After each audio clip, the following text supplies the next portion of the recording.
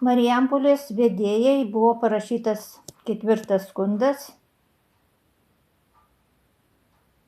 Rugsėjo 17 dieną, šiandien yra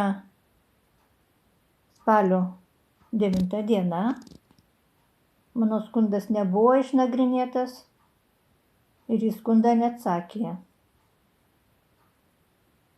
Marijampolės vedėja kiekvieną mėnesį atima po 170 eurų.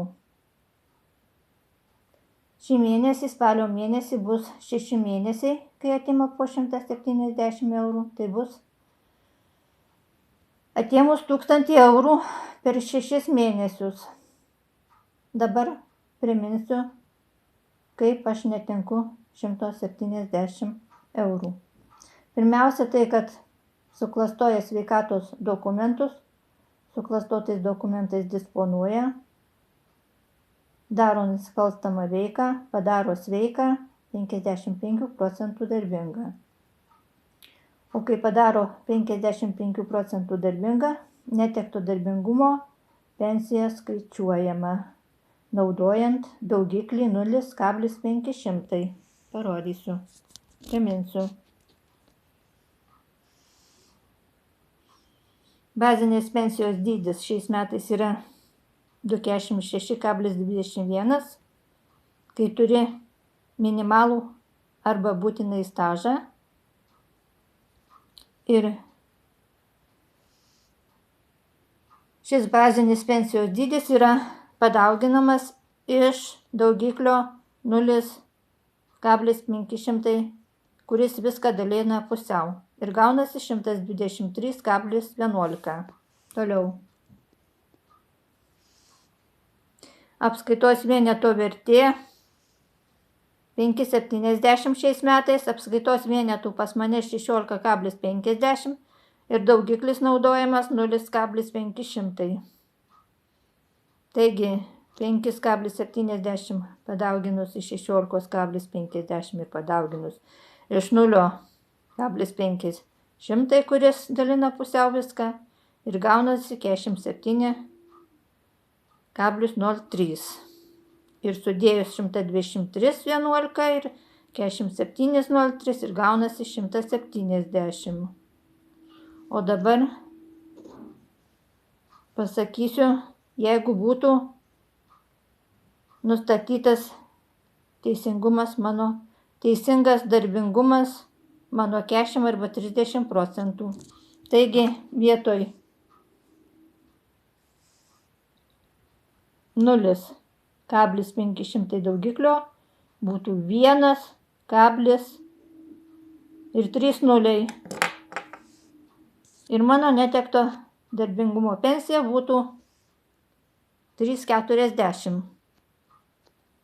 Tai dabar galit suprasti, kodėl yra klastojami sveikatos dokumentai Marijampolės vedėjos. Jais disponuojama, vykdoma nusikalstama veika. Ir vykdant nusikalstamą veikai padaromi žmonės, kurie turi daug ligų, sveiki. Todėl, kad nustačius 55 procentų darbingumą, skaičiuojant netektą darbingumo pensiją, pensija dalinama pusiau.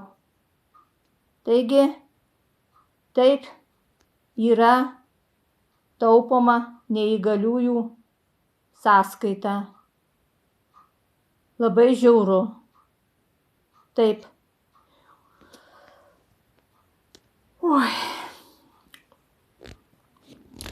Ir klastoti sveikatos dokumentus, disponuoti su klastotais dokumentais, vykdyti nusikalstam veiką, padaryti 55 procentų darbingumą man leidžia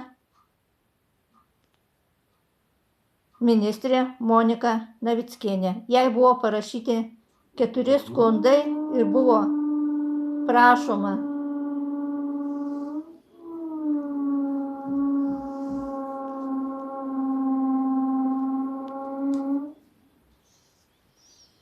Buvo prašoma, kad stabdytų Marijampolės vedėjos nusikalstamą veiką, stabdytų dokumentų klastojimą ir buvo prašoma, kad paskambintų ir nustatytų teisingą, sąžiningą darbingumą. Visą tai prašiau, kad darytų Justina Jakštienė. Į mano skundą nebuvo sureaguota ir nei vieną skundą neatsakė, neišnagrinėjo. Į skundus atsakė Valickas. O kaip atsakė? Aš įdėjus YouTube. Labai daug netiesos. Melavo.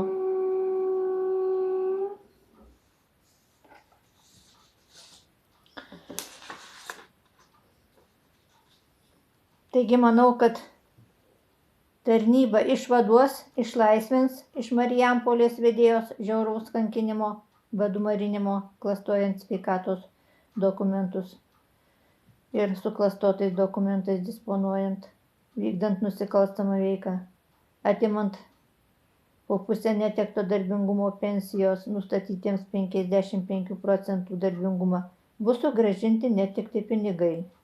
Ne tik už šios metus, bet ir kitus nuo 2018 metų sausio 1 dienos, nes neįgalieji badą kenčia nusikalstamos veikos dėka daug metų.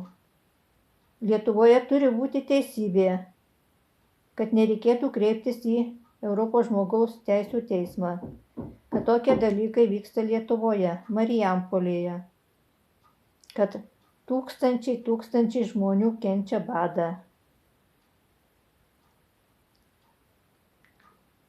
Aš manau, kad komisija tai nežino, nes jinai neskirtų pinigų socialiniai apsaugai, o skirtų baudas.